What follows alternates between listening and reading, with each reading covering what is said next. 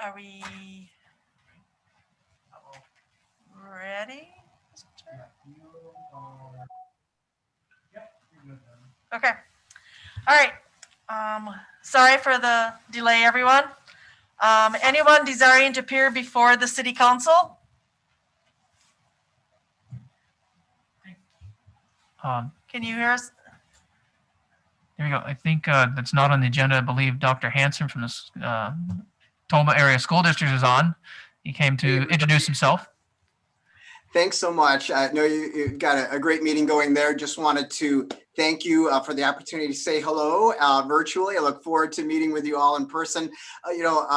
Mayor Murray and I spoke about 6.5 months ago. Hanson, you got to stop by the city council meeting, and was so excited to meet Brad there recently, and he wanted me to stop by as well. So a quick update on the school district. We are rocking and rolling the first 6 months here, and really appreciate everybody working really hard under the very unique conditions that we have.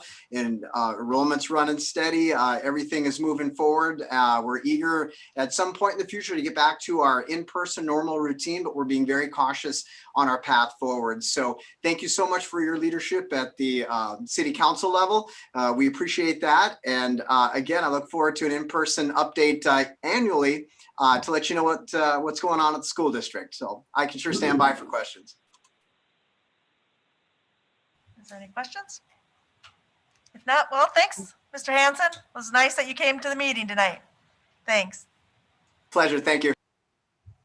And then we have the Tomah Rotary, Deb Reed. Yes, Are I'm you here. on? I am. Welcome. Do you want to tell us a little bit about the event going on? Okay, yep, I'm here to let you know about the Rotaries Rally for the Record. It's an ATV rally that we're going to hold in the month of September. The dates are Friday the 17th and Saturday the 18th. Our goal is to set a new world record for the most ATVs in a parade. The current record, as recognized by Guinness Book of World Records, is 1,870. So our goal is to beat that.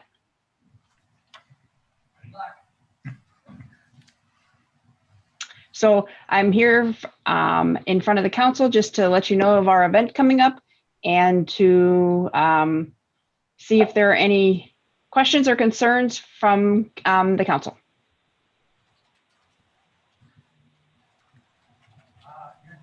You're going to have a parade. What kind of route are you planning on having?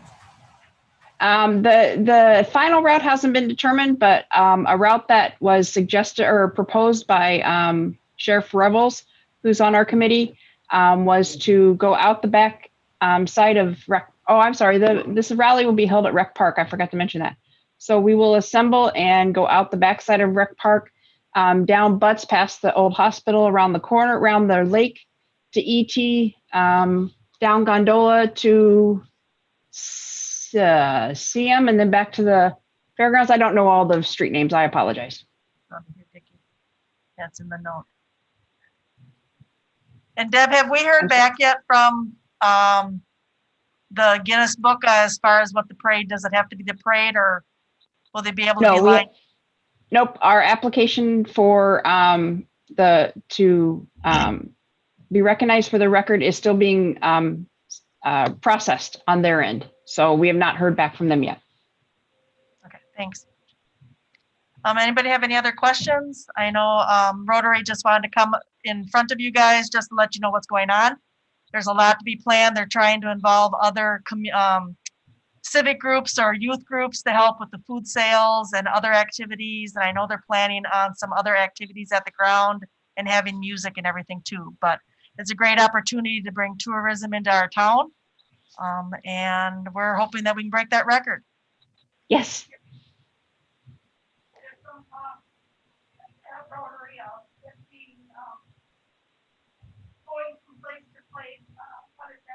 A poker run. Yeah, they're doing, I know Deb's working on some different activities for a Friday to get people here on Friday. The actual parade will be on Saturday, and then some other activities on Saturday. And I know they're working with the Ag Society to we're going to be able to use their campground. So people can come, we're hoping they come in for the weekend or at least a Friday, Saturday event and explore our community, visit our businesses, and participate in some of the restaurants. So that's a hope for our tourism. That's our goal, plus to break the record. It'd be great to see 2,000 UTV and ATVs here with double the amount of people in our town after the long year of COVID that we've been in. And I know they've been working with Tina from the Chamber of Tourism also. So, but they just wanted to let you guys all know what was going on. So in case you get asked questions, you can refer them to Deb Reed at the Rotary or any of the Rotary members, club members. Anybody have anything else? Okay, thanks, Deb. Appreciate Deb. it. Thank you. Jackie, no cheat sheet? No, I'm winging it and this is new. Okay, the consent agenda. I will move on. The December 2020 cash and investment report. Should I read each one individually? Entertain a motion. Entertain a motion to accept the consent agenda as typed for the December 2020 cash and investment report, the minutes from the January 12th, 2021, the special event outdoor cabaret license applications from the Greater Tomah Area Chamber of Commerce, the special beer and wine permit application for Tomah Baseball Club Incorporated, and the Fire Department Funds Annual Audit 2020. So moved. Second. We have a motion and a second. Is there any discussion? Seeing none, all those in favor signify by saying aye. Aye. Aye. Opposed? Motion carries. We'll go on to reports. Mayor, there's no mayor report, and I didn't have one prepared, but just want to let the citizens be aware that it is cold out. Make sure that you're checking on your animals, and you are checking on your neighbors, especially the elderly, that they're okay and warm and safe in their home, and maybe help shoveling some of their sidewalks. I know Kirk in the Public Works Department, I want to thank them for doing a good job keeping our roads plowed and cleaned so everybody can get around to work and to school. And with that note, also be aware that the snow piles are a little higher by people's driveways, and do watch for children going to school and coming from school. Just be a little bit more cautious out there. And again, I want to thank you all for everything that you've done to keep our community moving during these trying times. And 2021 is going to be a great year for everybody in Wisconsin and Tomah. Moving on, City Clerk. So just a couple of notes. The spring primary is going to be held next week, February 16th, here in the council chambers. So there's one office on there, the State Superintendent of Public Instruction.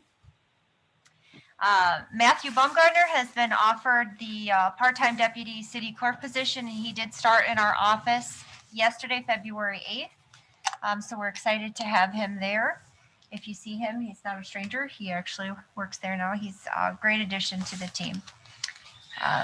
End of the year reporting, January was extremely busy with monthly, quarterly, annual payroll reporting, as well as rentals of shelters for the year starting, tax payments, election preparation, and some licensing, to name a few. So glad to get that past us and into February where we can move forward. Upcoming projects, I am currently working with the city administrator on updating the Tomah City Employee Handbook that we'll bring forth in front of you once we have those proposed changes.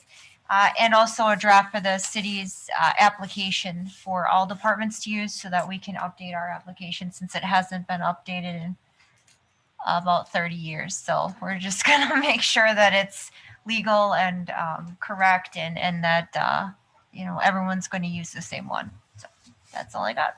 Great. City Administrator Brad. Thank you.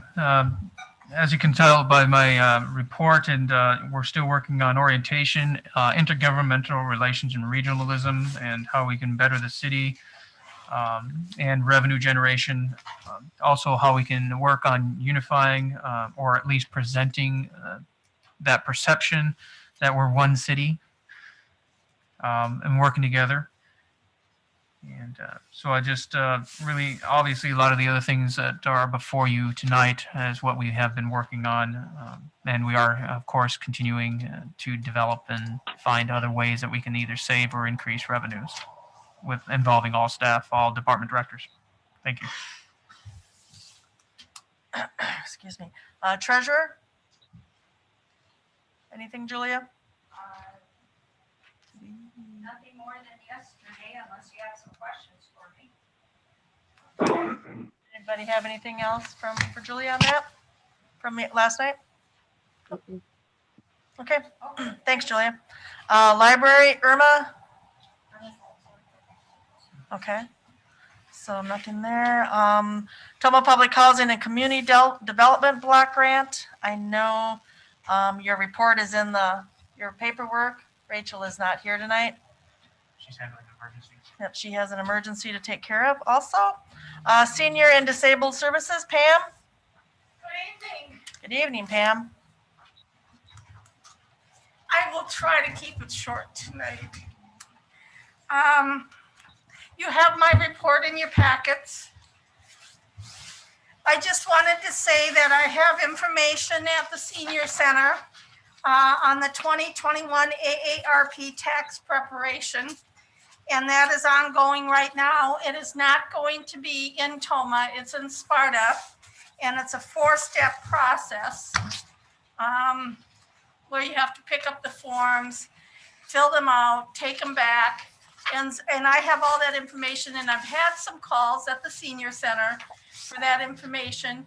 And so I'm available if anybody wants to call and get that. It's also in our newsletter. The music, the fun things, the music. Coming up this Friday is Shannon Hoagie. She plays ukulele and she's got a beautiful voice. So that's this Friday. The 19th is Kevin Matson. He is a folk singer.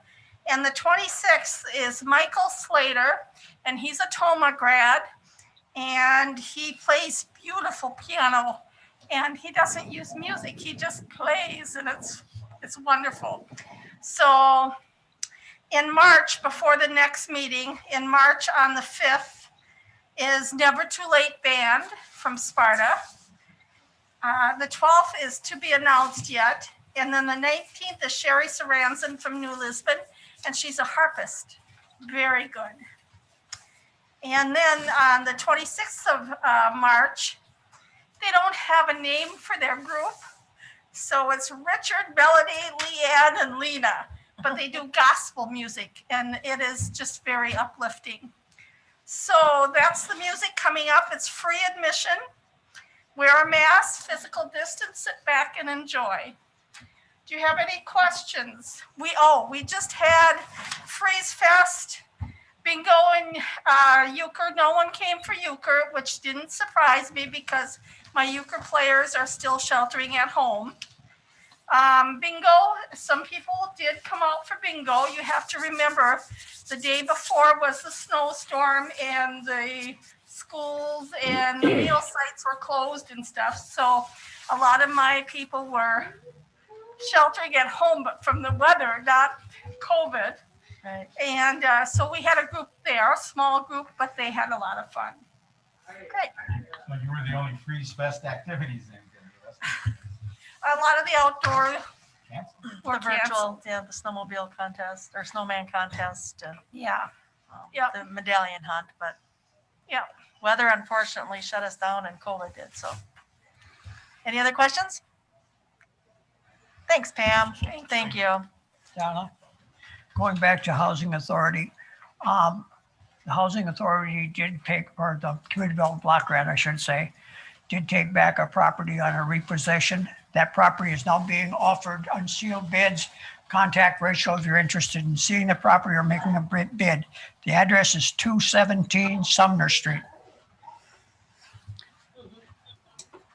And that was this month or this week, right? Wasn't the bids? I can't remember. I got that email from Rachel. Through the month of February. Okay, moving on to planning and building inspection. Shane, are you there? Yep. Here you are. Good evening, everybody. Good evening. You've got the January building permit report there. If you guys have any questions on that specifically, I can answer any questions. Otherwise, to couple projects I can share with you. Just received a permit application for the Cardinal Glass expansion. It's actually, can you guys hear me? Did we lose Shane? Hey, we lost the internet. You guys hear me?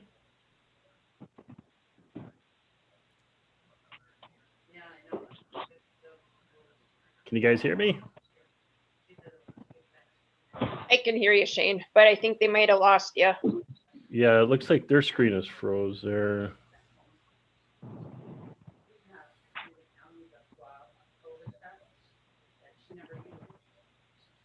Can you guys hear me now?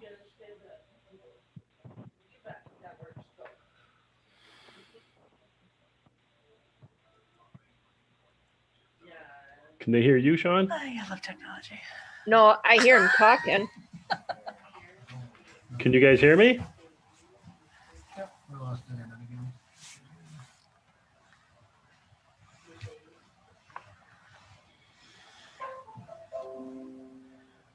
again.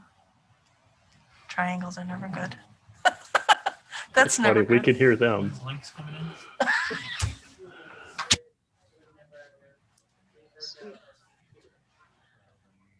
Audio interface and the camera.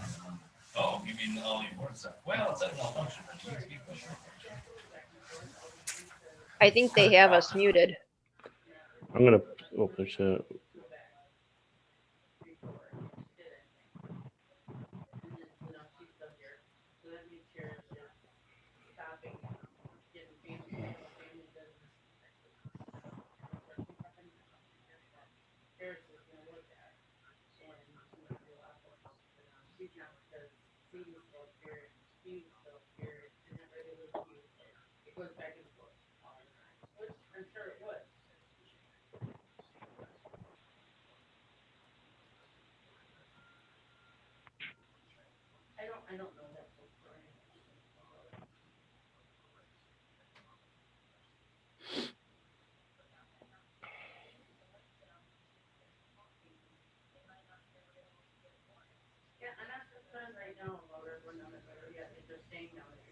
We'll just blame it on the cold, Sean.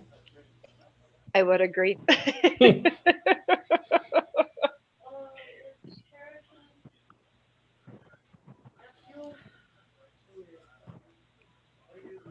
Wonder what could be done to make this work a little bit better. Seems like every night there seems to be a little glitch with it.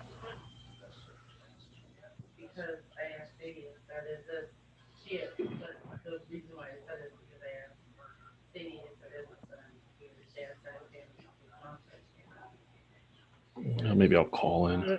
Okay. Or do you want me to call Richard? Yeah, you want to do that? Yep, I can do that.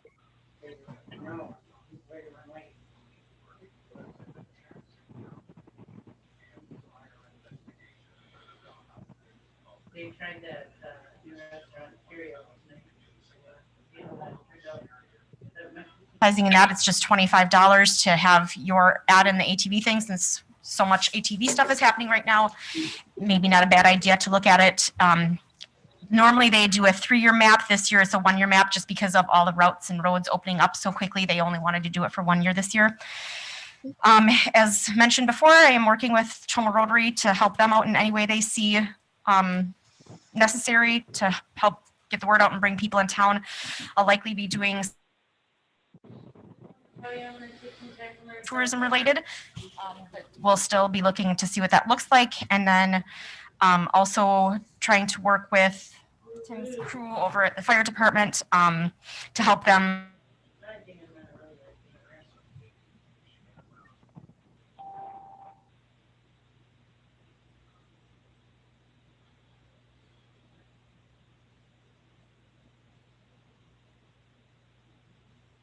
They're planning on full speed ahead, basically.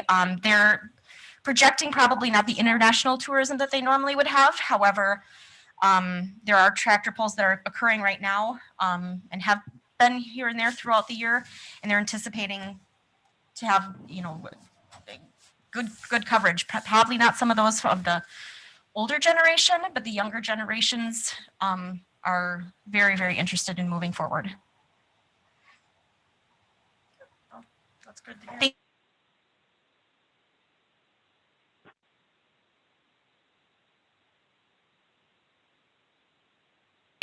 The Class A liquor license application for Tomah Mini Mart LLC.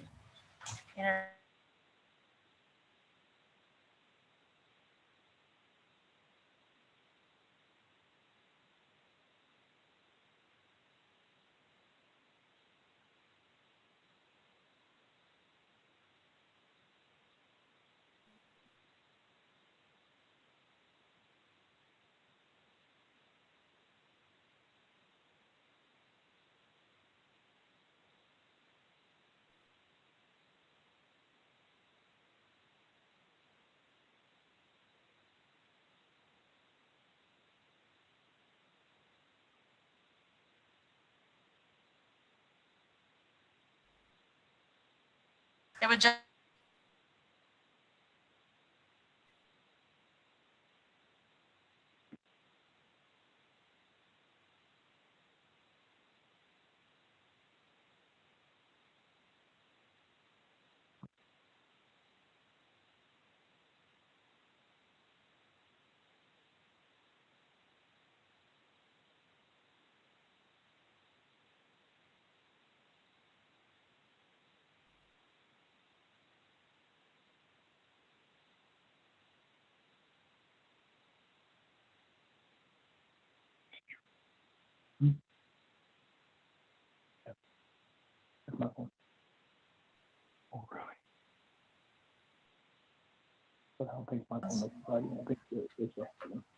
Any other discussion?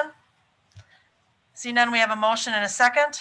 All those in favor signify by saying aye. Aye. Opposed? Motion carries. Motion carries. Taxi cab driver's license appeal for Christopher Matthew. Yep. Yes. Oh, we're here. We got some information coming.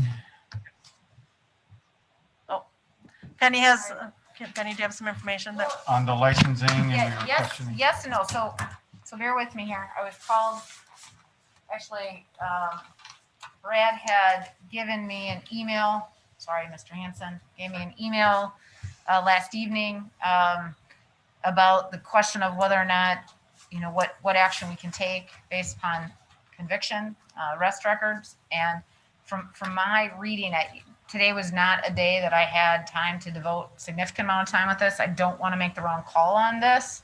I don't want us to be in a situation where we are discriminating against this gentleman.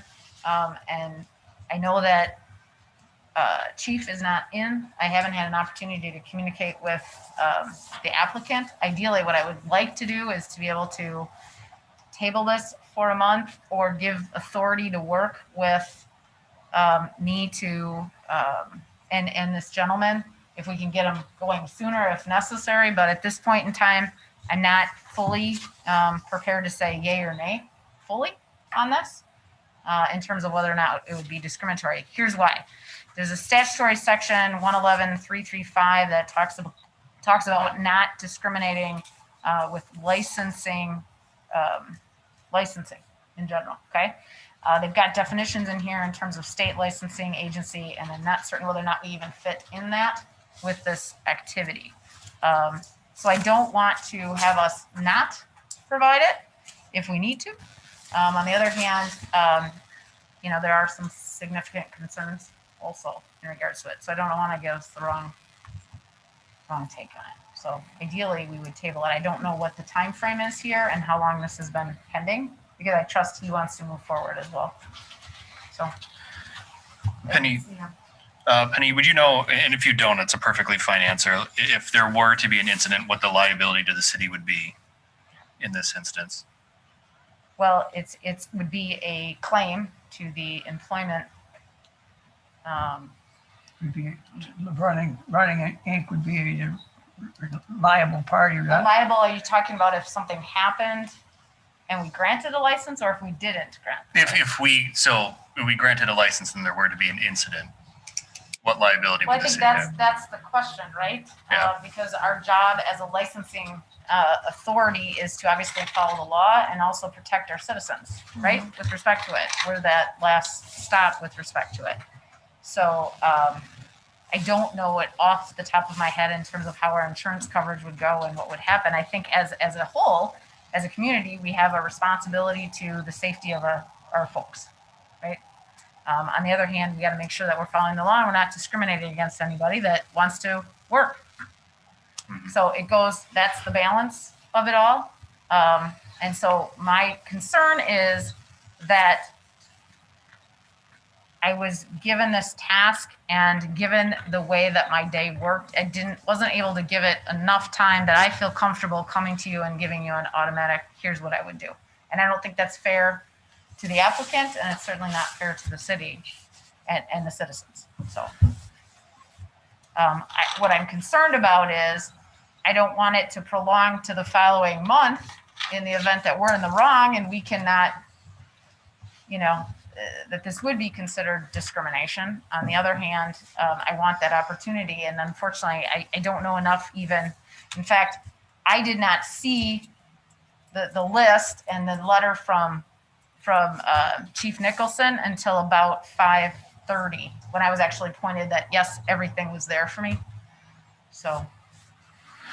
One of our questions Uh-huh. was on, since we are granting a 1-year license, is there any way that we can make it probationary or to report back in 3 months, 6 months for review by this body?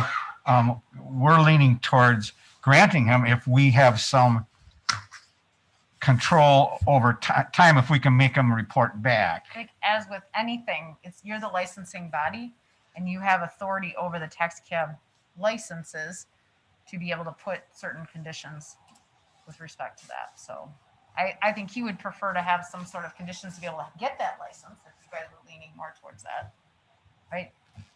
And his employer also reviews on a 3 month, 6 months. So there is a place there for him to report to his employer, or his employer do the review, then report to us. So it sounds like we can do that.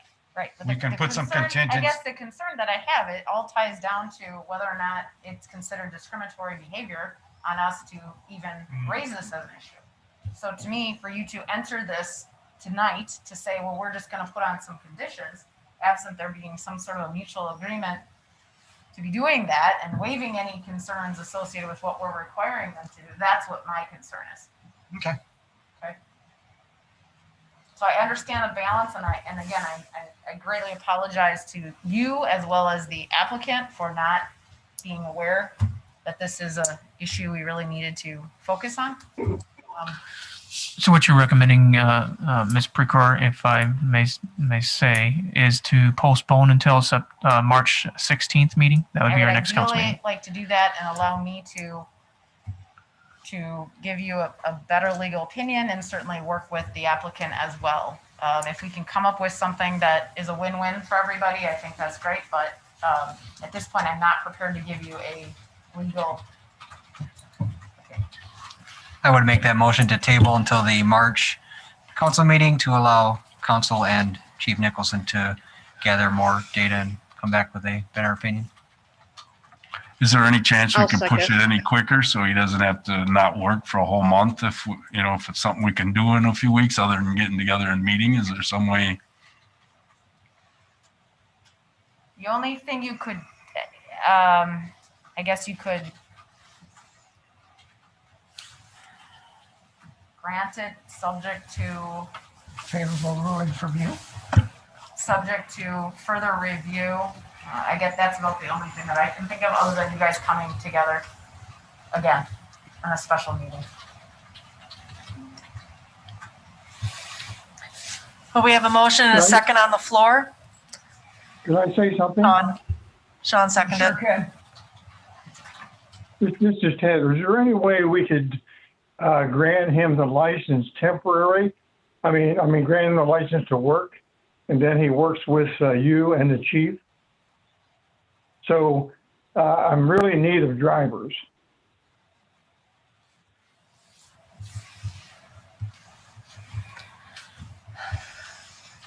I don't want you to, that wasn't me, right? That's your job. I think that's to everybody. Well, no, you're telling us we can't do. I mean, I don't just said, want- can we do something temporary? And you said, I asked the same thing, and she said we could maybe grant it with, subject to her approving it in the next few days. That would speed it up at least substantial. I mean, outside of having a special meeting, I don't think we should get into something until we legally know all ramifications. I don't want to see us get into something that's going to hurt him or to hurt us. I mean, outside of you doing the research and us hold a special meeting in a week, possibly. I mean, that's granted earlier. I don't think we should give a permit or just to get them working because you need drivers. I mean, this is already put up as a red flag from our chief that I do think we need to do some research into it. But if we can do it and then hold a special meeting one day next week, possibly, is how I look at it. I have a question. How long would it take Penny to expedite that, to look into that, and then to come back together as a council and make that determination? What is Chief available? What is he on? Is he out? We've been able to communicate by phones, Okay. other messaging, but nothing verbally, if you will. He's out in training pretty much all week. He would be back on Tuesday. That's at least by Tuesday. I know Monday we are closed for the holiday. And Tuesday's election. But if you had I will make sure to communicate with him and have an opinion in writing to you all by next week, Tuesday. I can do that. I don't want him to wait any longer than he needs to, the business to wait any longer, but I also think we have a responsibility to the community as well. the community, exactly.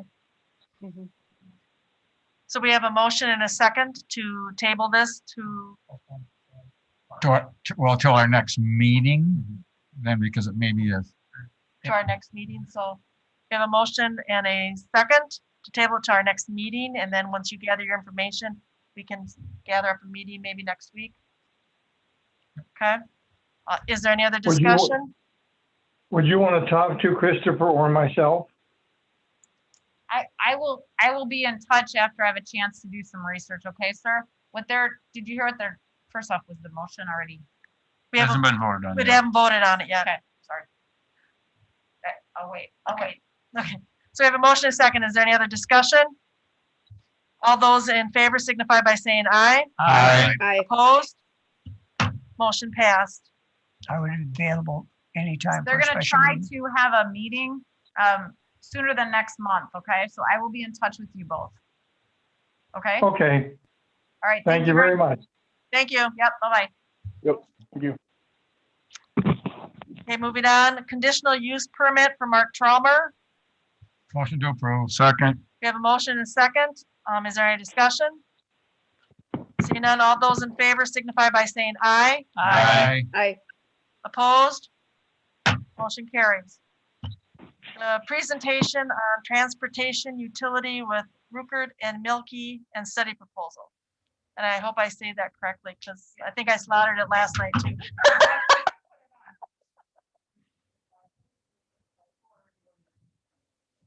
I don't have no control over nothing. Don't give me these buttons to push. The internet's already went everywhere.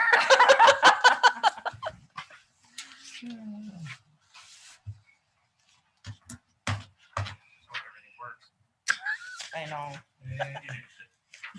Yeah, way to go. Hey, to jinx the show.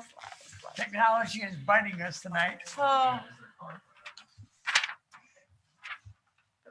You should all have a Brad passed out a slideshow presentation. I'd like a copy of the presentation and the proposal. It's up here. Right, we have that. Oh, we're not the only ones? This is how the night's rolling, so it's okay. It's just kind of been that way. I have the wrong one, so. Good start. Okay. Okay, well, first of all, I want to thank you for the opportunity to be here tonight, to give you a little brief overview of transportation utilities. A little background about myself. I'm an economic consultant with Rupert Milkie. I've been, prior experience with Rupert Milkie, I spent 16 years with the Public Service Commission. But since I've been with Rupert Milkie, I've done a lot of like impact fees, special assessments, a lot of municipal related work, and then we have been working on some of the transportation utilities. Some background on Rupert Milkie.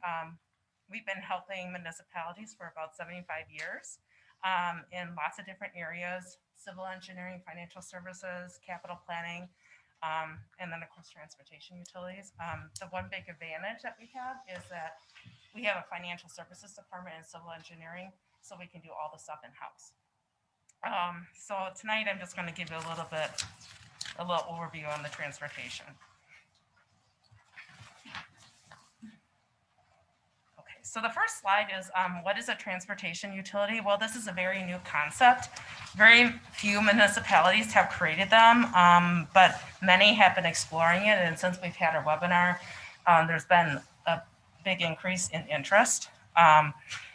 We are currently working with the City of Columbus, and we've been talking to many other communities about them, and just looking at other options to find funding. So what are these transportation utilities? Well, they're very similar to stormwater utilities. They're entities that are created to make an unmet need for funding. Like stormwater, they're housed together with other departments, even the larger municipalities. So like stormwater, your engineering and streets and Department of Public Works can be housed together. Like transportation, they're much more efficient in deploying resources. There's shared staff and equipment. It's usually managed by one person or a team. The transportation utilities are used to fund your road projects. In infrastructure, it's also used to, like if you have other operational maintenance expenses related to that. Unlike impact fees, they basically pay for the vehicles you need. And there's lots of operation expenses associated with that. The one thing that I would just kind of keep in mind is that the tax levy limit, there's a limit on how much you can spend on them. And that would include like your street sweeping and snow plowing. There's no limits on that stuff. So why would you create one? Well, there's levy limits. Most municipalities can fund their work they need through the current levy limits, but these utilities would need to pay for the work you need to do. You want to have a sustainable cash flow. So unlike other resources like grants and impact fees, transportation utilities would provide a reliable ongoing funding source year after year. They also is an option to help reduce your debt. You can pay for your cash projects through, instead of doing your borrowing, you can pay for it through the fees of the transportation utility. You can save money by not needing to pay for debt issuance and not paying for the interest that's associated with that debt. And then of course it would eliminate special assessments. You can replace the revenue from the special assessments from revenue from the transportation utility fees. Several municipalities did this already and have gotten rid of wildly unpopular special assessments. Village of Kimberly has done this. City of Neenah has done this. And you can basically give folks who have paid the special assessments a temporary exemption through the transportation utility fees to address any questions that they might have on fairness.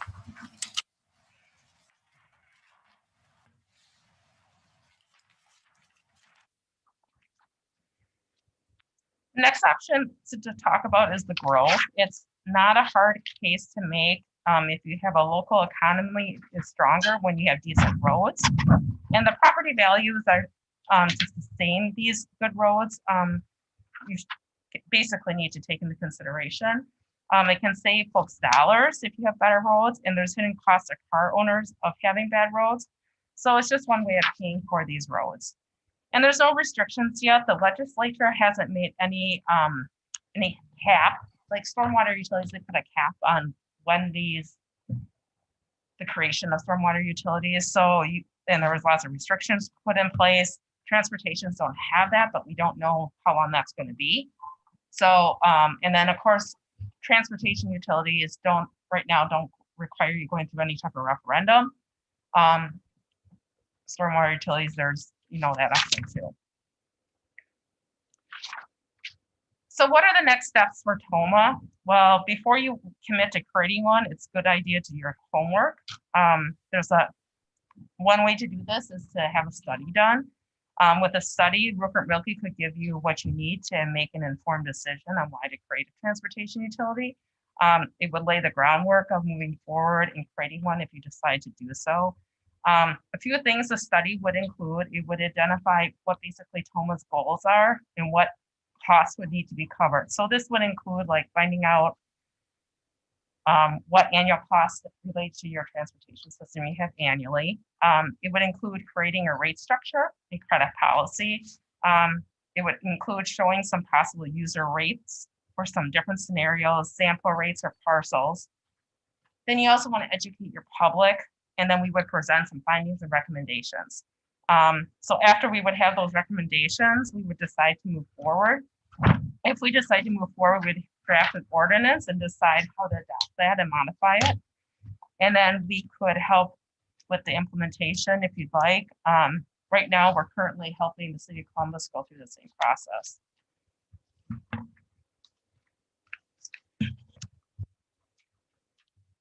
So with that, I'm open the floor to questions that anybody has about transportation utilities.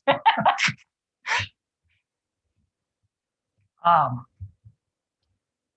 does this affect the levy limit? From my understanding, if you take something and put it onto a fee structure, that money that was normally budgeted for the item that goes onto a fee structure has to be reduced from the levy limit. Am I correct? It wouldn't necessarily, my understanding is it's not going to impact that. If I could. Yeah, please do. I think what you're talking about is referred to with certain utilities that are supplied by the city, or services that were supplied by the service by the property tax previous to Act 10, I believe, or Act 12, back in 2013. In order to make them a fee structure, if you were already on property tax, you would have to reduce those property taxes. So, for instance, sanitation is one of those that if you went to a fee structure, you'd have to reduce the property taxes that you used back in 2013. So maybe I'm giving you a little overview that we might be addressing that. But then you can just structure it as going into the fees. However, with transportation, you have not used regular property taxes to build a new road or repair a road. What have you done? You've special assessed the adjacent property owners to be able to do that, or you have done debt services. So it hasn't been a regular property tax achieved improvement, and thereby we would not have to reduce property taxes to implement this. I could add to this. I think in the past in the city of Tomah, assessments have been for new structures, if not for replacements. Am I not correct on that, Lamont? Kirk, do you have any? Okay. So I guess what the question they're having, if a new construction is a special assess, but all repeat or new replacement curb and gutter, would that be assessed? Replacement sidewalk, replacement road, how is that funded? Basically, if it's not existing, it would be assessed unless there's a special scenario where it looks like blacktop, but it's actually cold mix that nobody ever was assessed for. So there's opportunities out there. So you can't just say if the curb's there, the sidewalks there, the blacktop's there, you can't assess for it. You have to take into consideration all the different scenarios. And I think what we're talking about, that same act, again, I can't remember for sure what it is very specific, and transportation is not mentioned in it. It's very specific of what you would have to do. And I was just gonna say that the transportation, there's not as many restrictions, where some of the other things, there's more restrictions, and it would appear as a line item on your utility bill. That's how you would see it, if that helps answer any of the other questions you might have. There's lots of other funding options, but there's a lot of restrictions on a lot of the other different options. And right now, there isn't that with transportation utilities. I think the answer is there are ways to design these that do not affect the levy limit. They have special rules, guidelines, what you can put in them, the study, how you charge for them. It has to be fair, equitable. Right. There's a lot more leeway. It has to be individually listed on a utility bill and et cetera, et cetera. Yeah, There's a but- whole special set of design characteristics to a transportation utility that make it meet the requirement to not affect the levy limit. That is excellent, absolutely correct.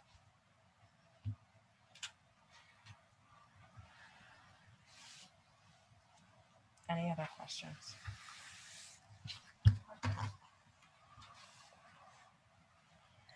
Well, it's a new concept and we're just trying to digest it and it's going to take us a while. There's definitely been an interest, more recently with this, and it's totally understandable. It's another option that's available. Right.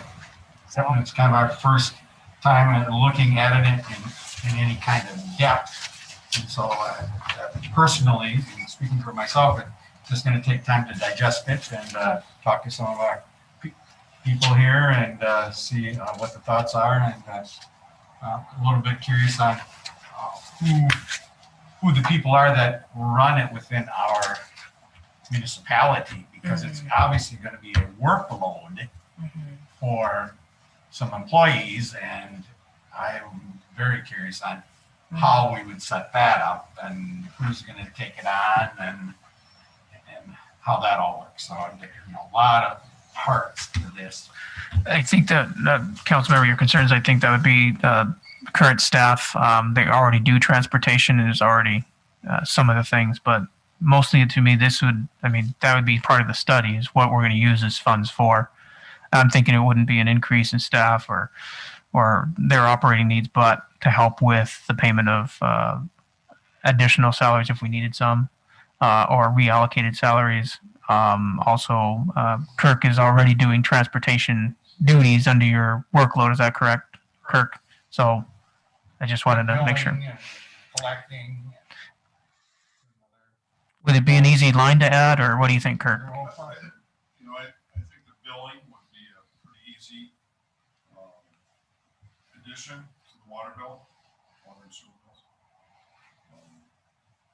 I guess I'm working on some information too for public works, and probably bring it back here too, to try to give it a little bit longer or further vision on what we're doing now and how. I don't see it, my role is to say yes or no on this as far as a revenue stream. It's my goal to give you additional information to what's being presented and see how they fit, give you all the information, and try to go from there. So,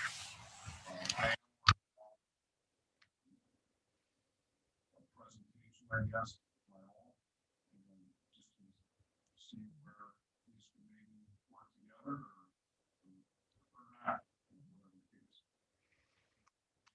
So going through some of the presentations here, I see one of the main items is gardening support from the public. So how, in your experience, have you gotten communities behind them? Because I can see if you're introducing another cost to a citizen, that can be kind of a tough pill to swallow sometimes. So what things have you done to get like the average citizen on board with these sorts of things? I was just going to say that you want to really do a good job at public outreach and show the fairness and the value with administering the program versus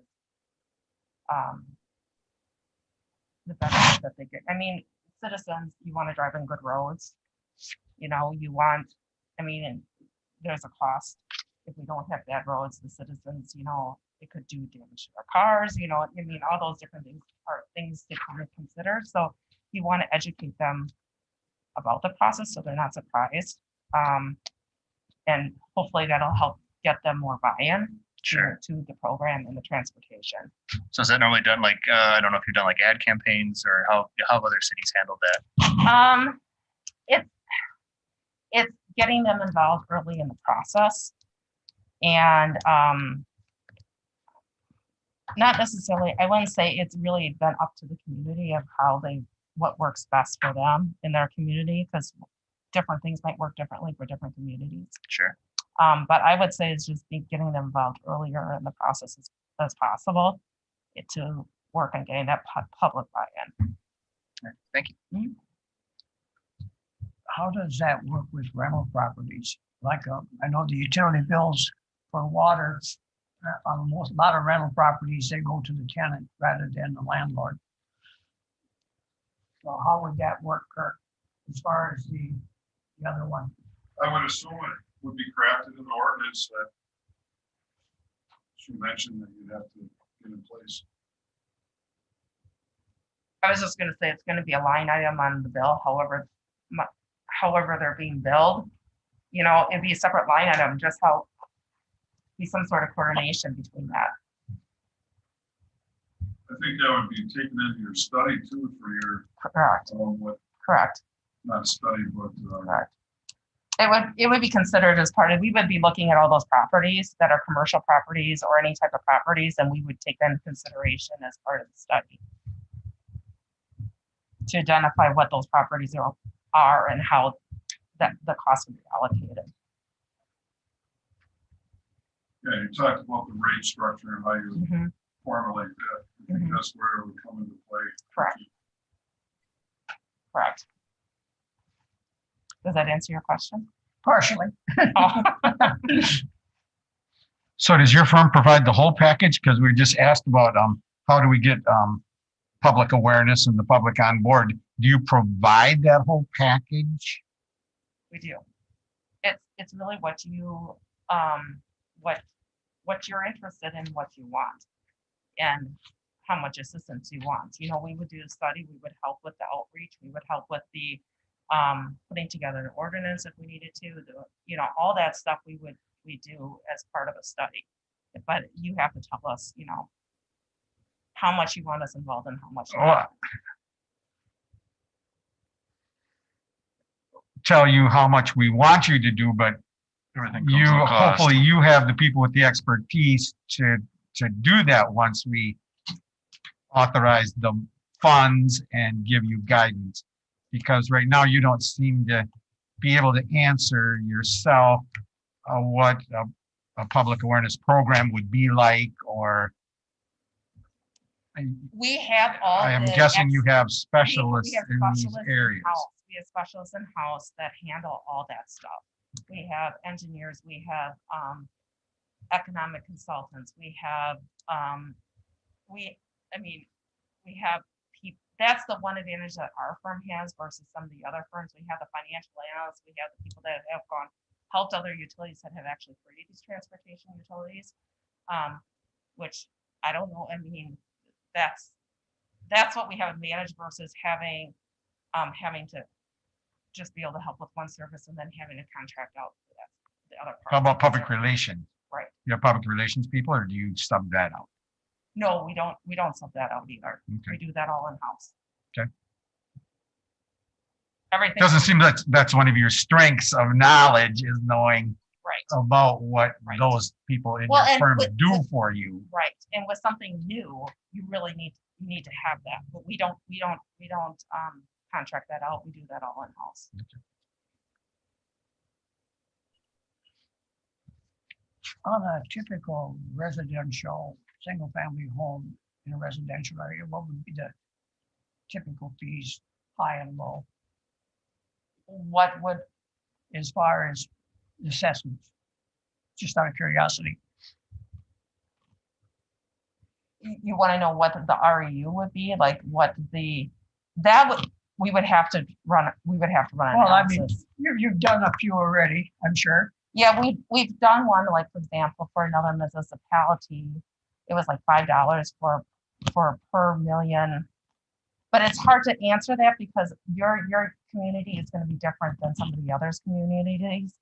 we would have to almost do some sort of high level analysis that we could, like, I could come back to you. Well, I was thinking, well, typically a single family residential unit, let's say 120, 150 feet of frontage. High to lows, there's a range in there where typically they're falling, right? Right. There's examples in your packet. I was going to say, I If you can't want to answer that right off without having any information in front of me, but I could get you that information.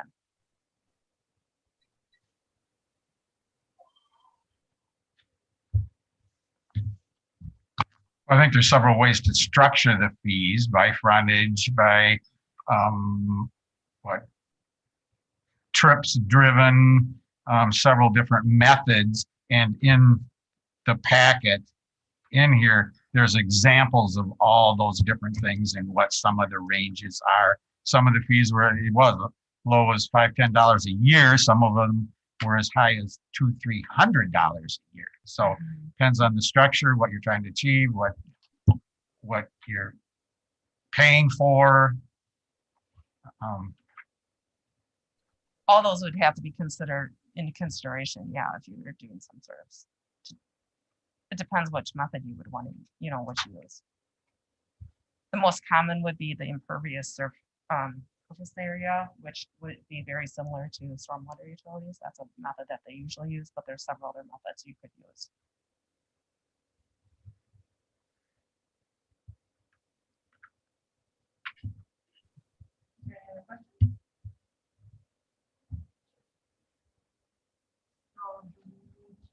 Act on this, or do we need to table it to the next meeting so we get more information? Kurt said he's going to have a presentation on his own. Yeah, I believe. Postpone Postpone it. until we get more information whenever that will postpone to a later date that we're ready to. Whenever Kirk's ready. I mean, I would just recommend until Kirk's ready with his information, because she's made her presentation and you can decide if you want to do the study proposal or not. Or if you want, obviously, if you want to pursue it, you would have to do a study. If you don't, then there's no harm in Kirk's presentation coming before and say, we don't want to do this anymore. So we have a motion to postpone. Postpone. Second, We have a motion and a second. All those in favor? to what date? Sometime Yes, in the future. I think tell Kirk. Through Public Works. Okay. All those in favor? Aye. Aye. Opposed? Motion carries. We'll postpone that. Thank you very much for your time and coming No here. problem, and Appreciate thank it. you very much. Now I'm gonna go back since you got cut off. Shane? Are you there yet? Yep, can you guys hear me?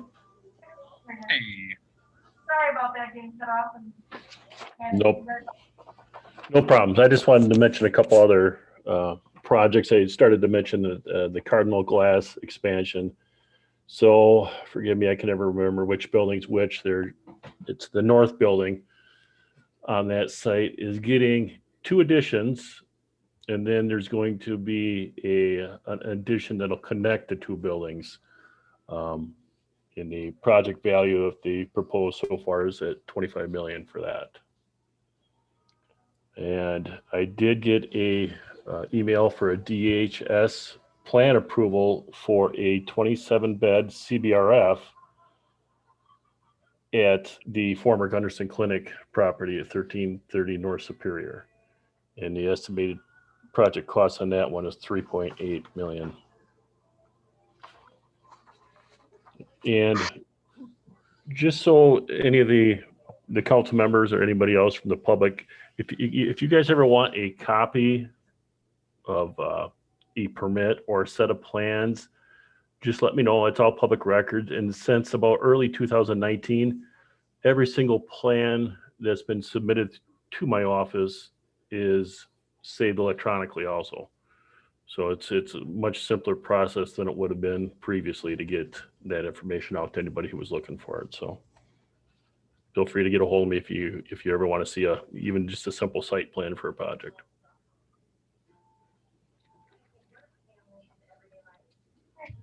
Thanks, Shane. You're welcome. Okay, we'll move on to the complete the hotel comprehensive study for economic development purposes.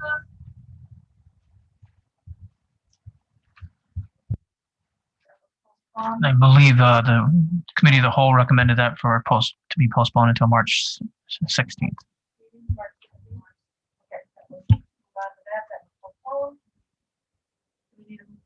I'll entertain a motion to postpone that to the March meeting, please. Motion to postpone to the March meeting. Second. We have a motion to second, any discussion? Seeing none, all those in favor say aye. Aye. Opposed? Motion carries to postpone. The resolution, tax incremental financing district city internal loan interest payments. Move to approve. We have a motion, is there a second?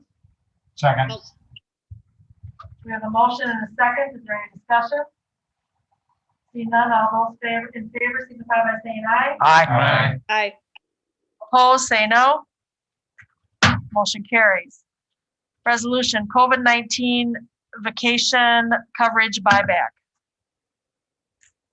Motion approved. Second. We have a motion and a second. Is there any discussion? Seeing none, all those in favor signify by saying aye. Aye. Aye. Opposed? Motion carries. Resolution to assign crossing guard duty to the Tomah Area School District, I believe that was. and that was referred to committee, Correct. I would recommend postponement until the committee has heard it from whoever. and that would be the Joint City School Planning Committee, Education committee, is that what it's called? Joint City School Planning Committee. Yes, thank you. So moved. We have a motion. Is there a Second. second? Motion and a second to postpone and move that to the Joint City School Planning Committee. Any discussion? Seeing none, all those in favor signify by saying aye. Aye. Opposed? Motion carries. Resolution amending the City of Tomah Flexible Benefits Plan. Move to approve. Second. A motion and a second. Is there any discussion? Seeing none, all those in favor signify by saying aye. Aye. Opposed? No? Motion passes. Moving on, Senior and Disabled Services Center Contract Agreement with Monroe County. Move to approve. Second. We have Second. a motion and a second. Is there any discussion? Yeah, Pam, this is the same. Yes. Everything's fine. No other changes? Okay. All those in favor signify by saying aye. Aye. Opposed? Motion carries. Bid approval for the automated garbage totes. Move to approve. Second. We have a motion and a second. Any discussion? See none, all those signify by saying aye. Aye. Opposed? Motion carries. Request for approval to purchase materials to repair Buckley Park Scout Cabin. Motion to approve. Second. We have a motion and a second. Any discussion? See none, all those in favor signify by saying aye. Aye. Opposed? Motion carries. Approval of a replacement of air handling unit. Move to approve. We have Second. a motion and a second. Any discussion? All those in favor signify by saying aye. Aye. Opposed? Motion carries. Resolution authorizing payment of monthly bills. Motion to approve. Second. We have a motion and a second. Any discussion? All those in favor signify by saying aye. Opposed? Motion carries. Ellers, information and presentation on debt refinancing. And we have. Dave, are you still with us? Oh, yeah, there you are. Thank there he you. is. Yep. Got that Welcome. big Eller sign on my shoulder, so. I see that big Ellers sign. Bradley, did you want to say something first? You just want me to jump in, or do you want me to share my screen with what I sent you yesterday? Yeah, please go ahead and run with it, Dave. You're smarter than I am, so I'll let you do the talking. Can somebody enable the multi-user so I can share?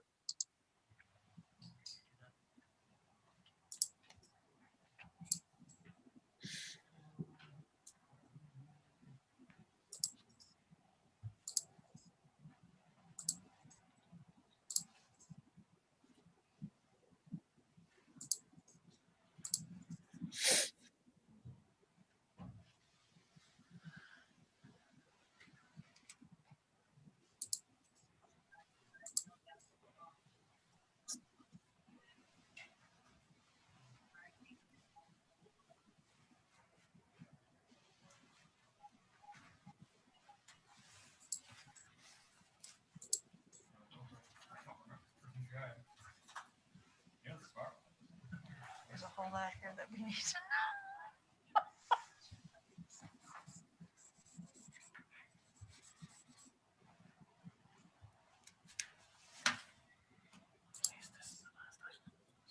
I'm kidding.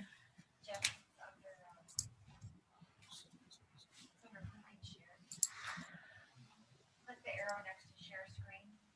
Yeah, whoever's got control, it's just an arrow next to the share screen. You want to do the multi-user. We walked through the last meeting I was at, we had to do the same thing, so it's getting very familiar. Should have it then. Go ahead and see if you can share now. Let's see what happens. Yep, that'll work. Okay. So I kind of put this together yesterday and sent this off to Bradley so that we could have some kind of a presentation in front of you. We kind of turned this around really fast on Friday when Bradley wanted to move forward. So I didn't want to leave you with the kind of schedules that you had in your packet because it's got awful numbers, and we all know that too many numbers makes people spin around in circles. So what we kind of talked about in the fall when we were doing the financial management plan is that, you know, we want to do all these projects. We have a pretty big fire department building in our listing, and we were running into some issues with debt capacity. So one of the things that was out there is that we kind of talked about is whether or not we should try to find a way to move some of the water and sewer general obligation debt onto a revenue bond, and thus freeing up some of our debt capacity. So that drove some of this. We also, just so you know, the reason that the water and sewer projects were financed in the past is because mainly because the city, you know, back in 13-14 didn't have a really large capital improvement project list, and as you know, general obligation is the cheapest form of financing for the city. So it was an easy choice at that point. The 2014A is the bonds that we're looking at helping you potentially refund. The issues that we would, or the maturities that we would be refunding, are the ones that start basically coming due 12/1 of 23 through 12/1 of 30. We cannot call those until 12/1 of 22. And because, and actually I think I'm probably getting ahead of myself. And because we're greater than 90 days out from the call, we have to use what's called an advance refunding. And so an advance refunding allows us to call those maturities that are after the call date. And basically we end up using another borrowing to fund an escrow that will hold that money until we get to that point in time in December of 22 to pay off all those principal payments in 23 through 30. What it does for you though is it takes those issues that, or those maturities out there, and it actually consider those as being, the term is defeased, but basically it's considered being paid off, which means it no longer counts against the city's debt capacity, which, you know, obviously I think when we looked at it, I think the water and sewer portion is upwards like $2 to $3 million of the capacity. So, you know, it's a decent chunk of money that is being held in general obligation for the utilities. As far as the other payments that you need to make on 2014 bonds, the other maturities are not callable. So the city will continue to make principal and interest payments from 6/1 of 20, I should say 6/1 of 21 through 12/1 of 22. So those are not callable. The city will continue to make those. The interest payments will be reduced because we'll only be making interest payments on the outstanding maturities then. So the structure or the payments will actually come down on an annual basis for for just those maturities that are still the city's responsibility. The issues that we're proposing that you refund is, the big one is the 2014 general obligation refunding bonds. Those bonds were actually used to refund prior debt issues, which funded street projects as well as water and sewer utility projects. The other issues that because we end up using I don't know if that was on the last page. It is not. Okay, so one thing that, because I think this is on the next page, I'm going to jump there because I know that I want to talk about this now. The tax law a couple years ago changed. I want to say it's about 2 years ago. And the tax exempt advance refunding method was taken away. So we can no longer use tax exempt general obligation refunding bonds to refund those maturities that are past the call date, which it really kind of hurt, because the difference between a taxable rate and a tax exempt rate is probably anywhere from 0.50% to a percent. So it's a decent amount of increase in the interest rate. So it really took away a tool that municipalities had to take advantage of really good interest rates. And as you know from our issue in 2020, we had outstanding rates, and to take away the ability to basically save the taxpayers money, it hurt. So, but because we are using taxable revenue or taxable bonds and taxable revenue bonds to refund these, we're able to refund those incentives that we took out for developers for TID 8. We did a state trust fund loan, a revenue bond, or a taxable issue in the 2017 state trust fund loan, as well as in the 2019. So as long as we're using a taxable issue to refund, we can actually pull those in and save some money for TID 8 as well. So the impact of the refunding would be is the 2014A callable maturities will be considered defeased, and they'll no longer count against the city's debt limit. Like I said, we'll be using instead of a tax exempt refunding, since that's not available, although they're trying to fight that one back in. I think they're proposing to try to get that back in. I've seen some things that have gone to the new federal government to try to get that reinstated, but I haven't heard anything lately. But taxable issues would be used in this case, but taxable issues have really come down as well. And as you'll see when I show you what the rate that we potentially can get on that, the GO taxable, you'll see that those are still really, really low rates. So to advance refund the 2014 and the two state trust fund loans, we'll end up using 3 different issues. One is the taxable general obligation refunding bonds, and those will be used to refund the street portion of the 2014A and the TID 8 state trust fund loans.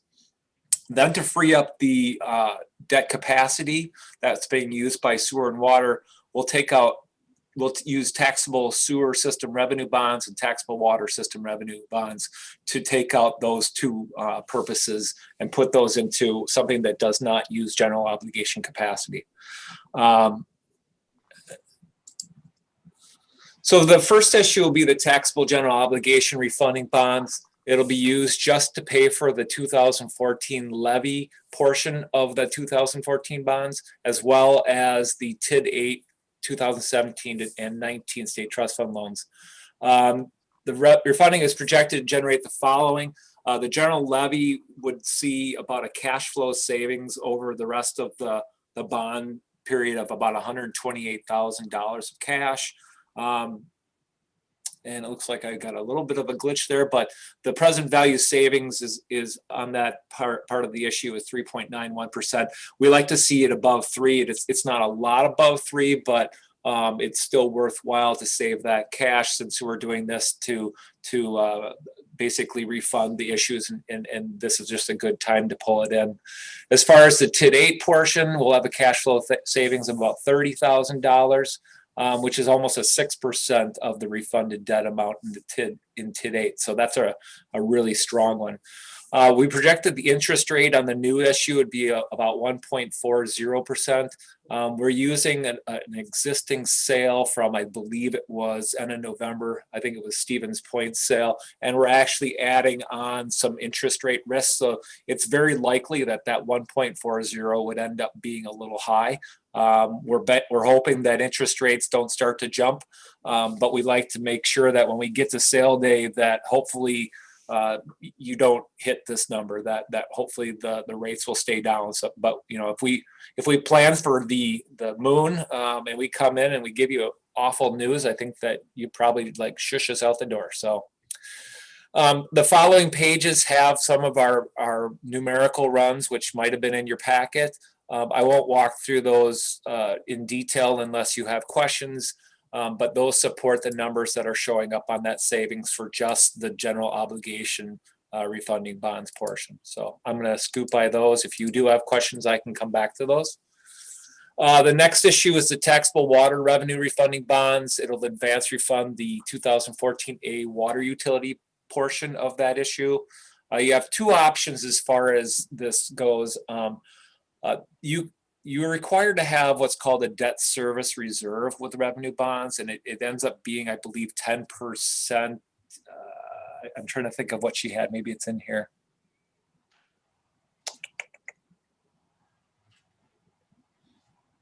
Oh, I don't. I thought that was going to be one of the pages in here, but I don't see it. There's three different methods that you calculate what the debt service reserve is, and I don't have it on here, but the lowest. It's the least of the three calculations. So in this case, there's a required debt service reserve of $189,000 that has to be in a separate cash account to be used to make a debt payment just in case.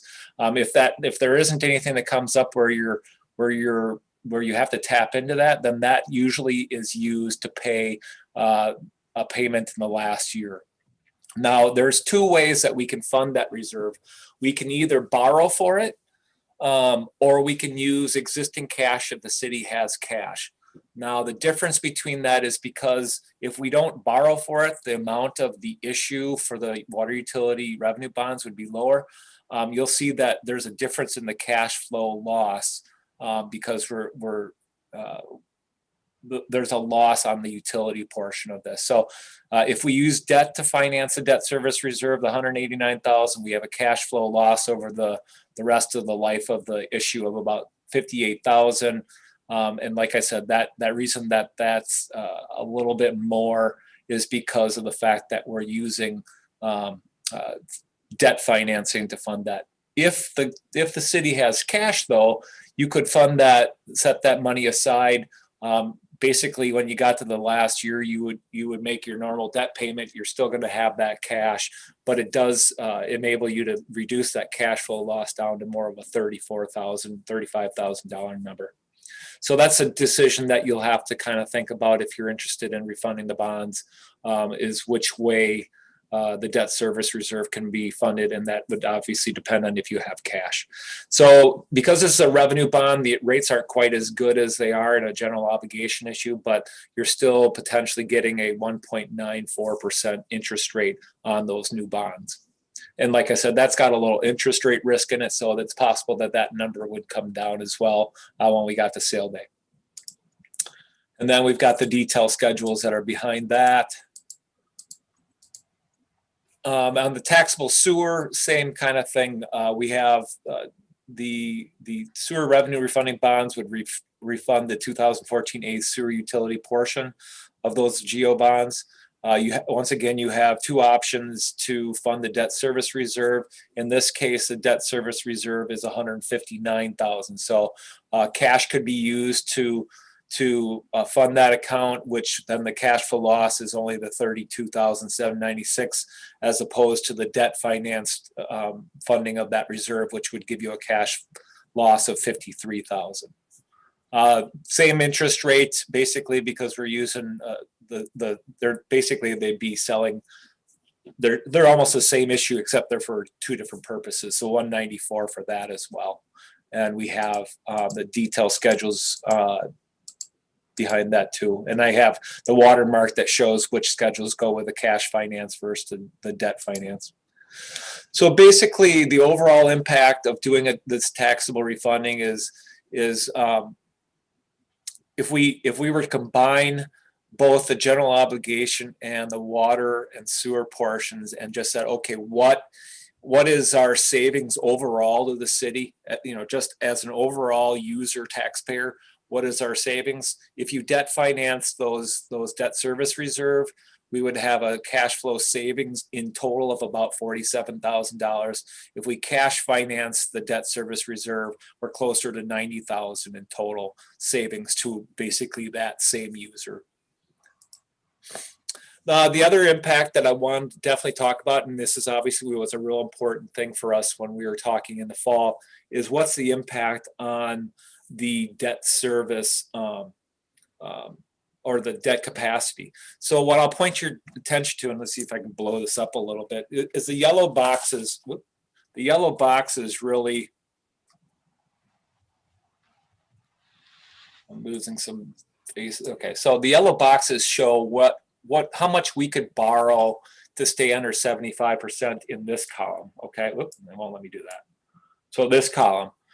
So that's where we are right now. By refunding that debt, and the fact that we're only taking out this much new debt here to just fund the GO portion, we're actually loosening up the debt capacity by about what, $2.6 million.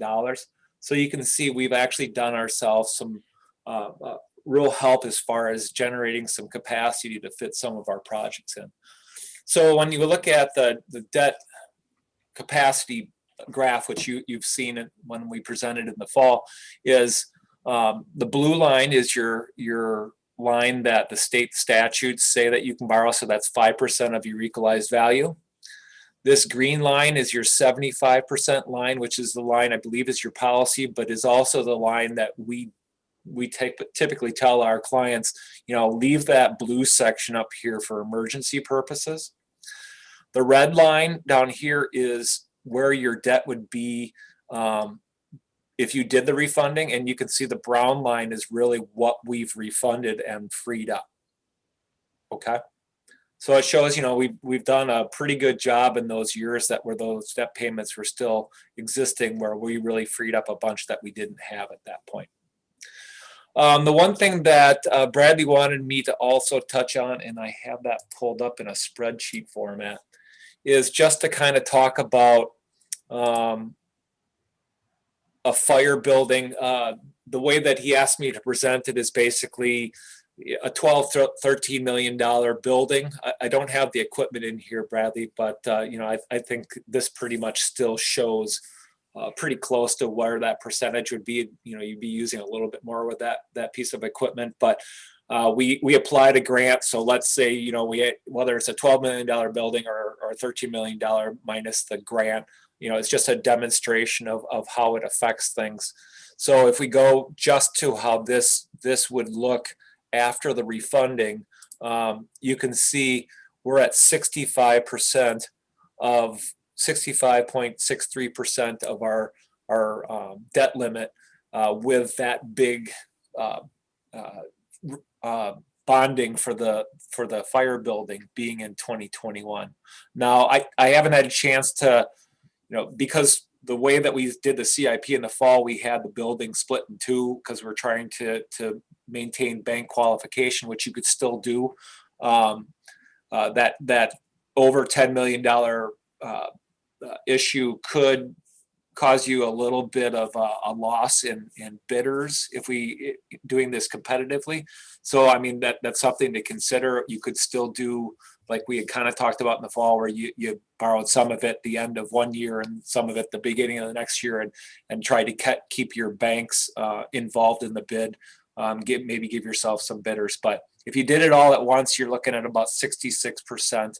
And I don't have the future years of the CIP built in here yet, just because it was hard to do just the building all at once and then put the CIP on top without really knowing what you wanted to do with that. So, but I wanted to give you a demonstration that it fits if you were to do it all in 1 year, and then you could take your CIP and then fill in this green area with your projects as far as the future. All right, I threw a lot at you. I'm definitely happy to go back to anything I breezed over too quickly. But please feel free to throw some questions my way. Question. Alderman Yarrington, The proposal on the fire station, you were figuring what, 12 to 13 million bond issue there? Is that directed to me? Yes. Yeah, so if it was, if in this case, we're doing a $13 million building with a $1 million grant, if you were to get that, and that's like almost 12.3 million in issuance. And just to clarify, and maybe I wasn't clear when we talked earlier, David, that's what we were adding was for the ladder truck, but we're trying to decide if we want to do it in the bond or if we want to do it through lease still. And I don't know if also Kirk has anything regarding his bonds he wants to talk to you about, but that's why I just threw this out as a 12 to 13 just so you could see where we'd be if we decided to take that ladder truck in the bond. Now, when he mentioned a grant, we are eligible for. You heard me say I don't have the truck in here because I didn't know the number. Right. Okay. And I think we got 1.1 on that or something like that for. Okay. 10.3 to 10.7 on the building. So Correct. Yes, where is my train of thought? Well, we are also qualified for a CDBG PF or public facility grant. If we can get that, we'd like to go after that, which would give us $1 million. Unfortunately, when you play with federal dollars, you have to play by their rules, and that means we basically have to pay Bacon Davis wages on the entire process, which may increase your wages or your budget by $100,000 to $200,000. But then that's another additional $800,000, and all you have to do to match it is for every $2 they give you, you have to match at least $1, and obviously we're going to have that match. So, we're in discussion with a possible grant writer and trying to get a proposal from them, which will be at a later date that we'll bring before you. That has been successful. So, Dave, if you have anything else to add. Yeah, so I mean, just the quick and dirty, it wasn't really a pretty way of doing it, but I just threw $1.2 million on top of what I had before, and I'm up to about 69% then with that ladder truck on top of it. Just as an example of how the capacity, so what was that, about 1.5 to 2% increase because of that? But actually, you had it in your 13 million, really. Oh, I did? Yes. Well, okay. Because the building was only around 10.5. Yeah. Okay. I think my notes that I had from Bradley, I thought he said the building was 13, so maybe I just misunderstood. That's okay. That's why I was apologizing for it. Maybe I wasn't clear with you, so I apologize again. Nope. Then at least I gave you what you wanted. So, unbeknownst to me, I came through. Approximately what kind of interest rate would you expect on that in, say, August issue? Oh, I don't have a crystal ball. I'm hoping that I'm hoping that, with COVID probably hanging on for a while, that's kind of been helping out. We have not seen any big moves in the municipal market. They were predicting that, obviously the Biden administration would all of a sudden make things go crazy a little bit, but we have not seen that. So, I'm hoping that we'll stay somewhat stable, because interest rates have been so low for so long. It's I guess we'd have to really see people getting more comfortable going back into the market and not going to safety, which a municipal GO bond or a revenue bond would be. Is those are much more safe investments. So you're going to need the investors to get a little more, I guess, comfortable going to more risky things. Dave, Kirk, Public Works. Could you reference page 352 and 328? Do you want to tell, is that one of my pages in my presentation? Yeah. Okay, so I don't have your packet up. It'd be the 1.68 taxable water revenue refunding bonds debt service comparison.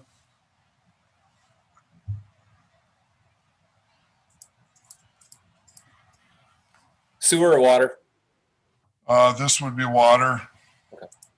Sewer also. Okay, this page? Or you said comparison? Okay, go ahead. So Well, just to be clear, with your proposed refinancing, it's going to cost for the water utility $31,000 roughly, and $40,200 for the sewer to do this, correct? Yeah, so the what I have up on the screen is updated since then because we had the debt service reserve wasn't in the ones that got sent out the other day. Plus, what we found when we did those schedules and I started building my spreadsheets is that the auditors, when we did the 2014, reallocated the principal in a way that the sewer actually had more principal payments than what we had modeled out for the city when we helped do the issue. So our system was still reading those old numbers. So there's a little more cost in the city or in the sewer utility for sure. The water isn't quite as bad, but there is, if you're looking at this page, so this would be if you debt financed. Let me do that page. If you debt finance the debt service reserve in the water, there'd be a cost of about $58,000 over the next 10 years. So we're losing money by refinancing those. That is correct. And the offset is what we're gaining is lowering our debt limit or lowering our debt limit, correct? Yeah. So I mean, the water and sewer utility are taking a cash flow loss, but the levy side of things is a gain. And so if you really think about your users being not only your users of utilities but the taxpayer, they end up netting a positive. But you're correct, the utilities do take a cash flow loss. I had mentioned last night after I looked at it that I would like to entertain paying off the 630 portion of the water debt for the 2014 and the sewer. I'm looking at that table,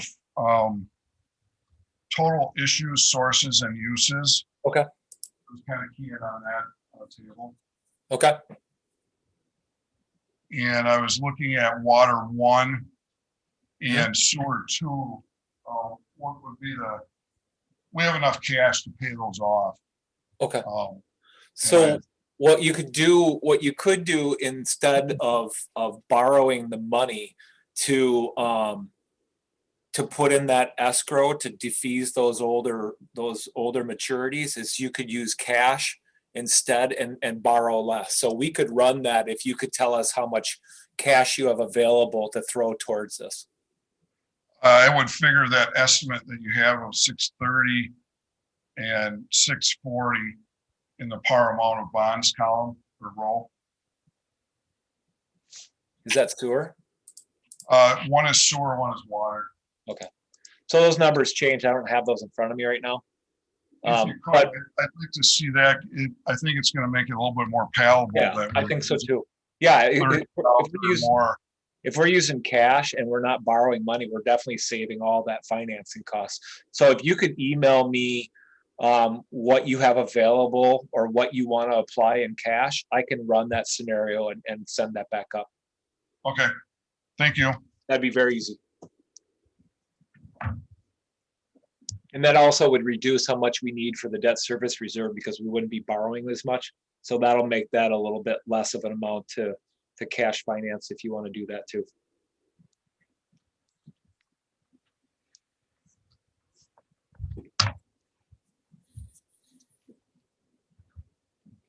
Any other questions of David or anything, comment, Brad? No, and I understand council doesn't like to act on this very quickly, and I get that no matter what we have to consider. Unfortunately, if we wait another month, I think we could lose out on this interest. And the way it is, my understanding is the county just did a 30-year bond and got less than 2%.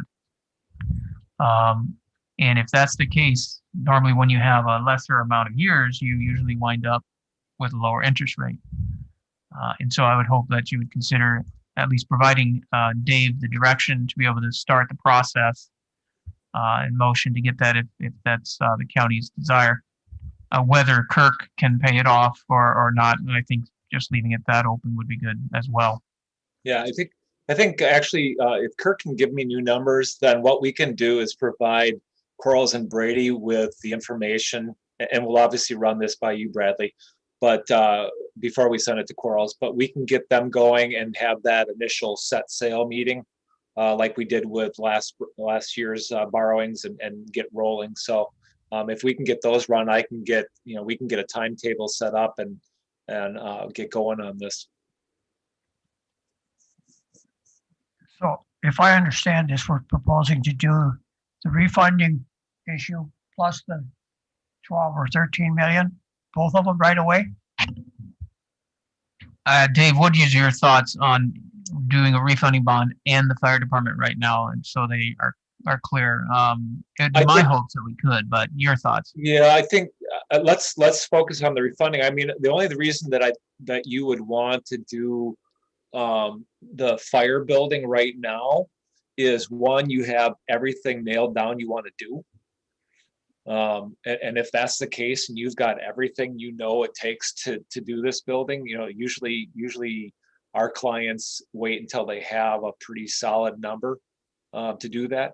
The other thing would be is do you want to bite off the whole thing this year? So that's kind of what I think my last page of my presentation that I don't think we actually looked at, but that's one of the things you'd want to take a look at is that's not on that page, sorry, is whether or not you want, if you want to go after the whole thing this year, it's going to have a little bit of a hit to who we have bidding on it, because it won't be bank qualified then. Thanks. I think, Dave, you answered our question, because we're not ready at that time right now. So it sounds like Tim and I have to really kind of hustle on that so you can get back before we lose these rates. But so that would change my recommendation to hope that this council would approve a refinancing, as it does save the general fund. And I think with the savings that the utilities have, they'd be able to pay off their debt as well.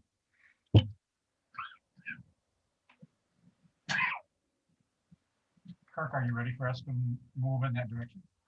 Or do you want to see it first? I don't, the heartburn I had is pulling that debt, and basically the utilities are losing money. Yeah, take a hit. I didn't follow that either, that why we would want to refinance something that we're losing money on. But I think it helps, bring down the debt limit, ceiling, whatever you want to call it. And we have the capability of paying off those two smaller $600,000 loans. And it actually works out really well with our cash flow and what I've been looking at for. And it should mitigate some of that loss, right? It will not be. Oh yeah, absolutely. Yeah. I mean, we have to bring this back to you to have you approve going out for a sale, and all these numbers would be tightened up by then. So you'll see this before we go and sell anything. So, if Kirk, if you can send me that information, that can be, you could share it if you wanted to before that meeting, that we have the resolutions from the bond council as well. And you could do, maybe you could approve going forward contingent upon whatever you think you need to be comfortable with it. I'm not sure what more you would want, but I think you'll find that if we reduce those two water and sewer portions down of this refunding, that that'll probably clean this up quite a bit.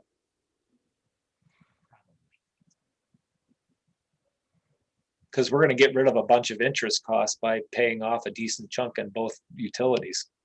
And Dave, I was just reminded that we may have another special meeting in a week or two that we could really finalize all this instead of waiting until March 16th.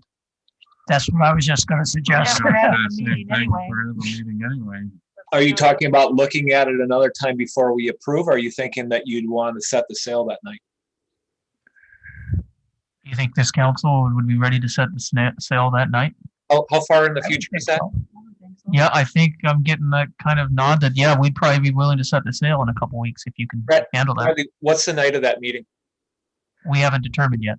I was going to say, because, I think Quarles is probably going to need a week, and then we need to run a couple numbers, which shouldn't be too too hard for us to do, but we definitely want to give Quarles enough time to get stuff to you before the meeting. So it seems to me you're like a Thursday packet kind of place, aren't you? It'd probably be late next week or early the following At week. the earliest, yeah. At the earliest, it'd be a week from Thursday. We'd need those out and ready. Okay. Or 2 weeks from today. Or 2 weeks from today, yes. We could always do a different day meeting as well. Yeah, I was going to say, because if Quarles had to get stuff to you by 2 weeks from Thursday or whatever the day is, that's plenty of time. Because if you get me information right away, we can run it, and then if you guys are, if staff is good with it, we'll get Quarles rolling and get resolutions and agenda information and get it all set up. Is that what you want to do? To look at that week of February 23rd is a Tuesday or February 25th is Thursday. Look at a meeting that would give Penny time to get her information that she needs with Chief. And So you're talking that we'd have to have Quarles get information by probably the end of this next week. And then, no, you're talking about they would have to have stuff to you by to Thursday. So we're getting a little close there, but maybe we could pull that off. Well, you tell us then. Well, do you think you want the 23rd, or do you want was there a later date? 23rd is a Tuesday. The 25th would be a Thursday. Okay. So if you had a Thursday meeting, when would you need packet information? I would say by Monday, the 22nd. That would give you a weekend. I think that works. I think that works. Okay.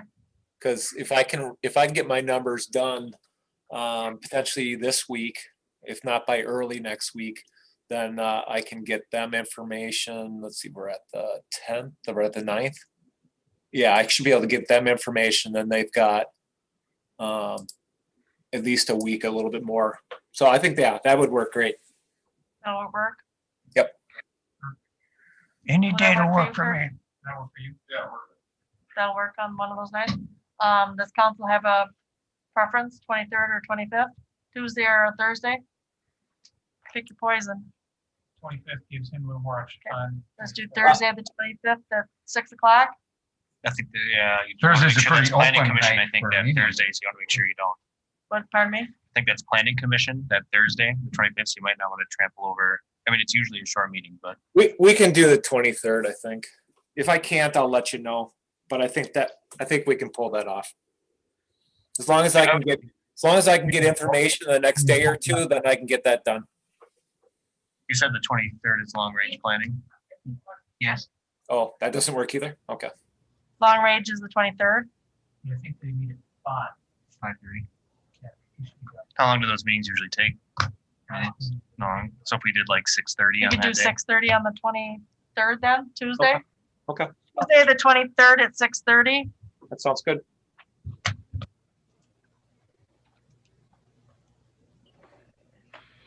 All right, so then we will postpone till that meeting. I have a motion to postpone to meet Tuesday, February 23rd at 6:30 for the discussion on Ellers and taxi cab. What if you give him that date to them? So We have a motion and a Second. second. Any discussion? Pardon me? Lamont did. All those in favor?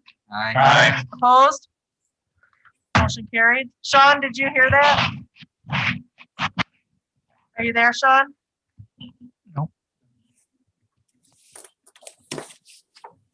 I don't.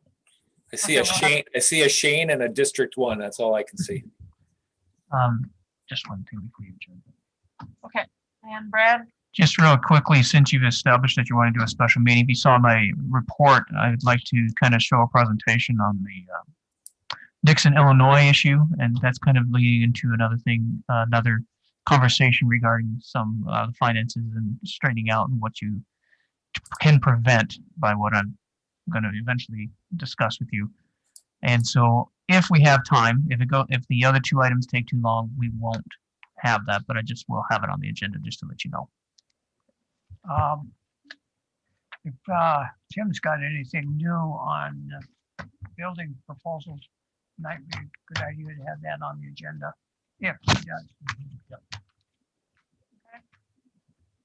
All right, I'll entertain a motion to adjourn.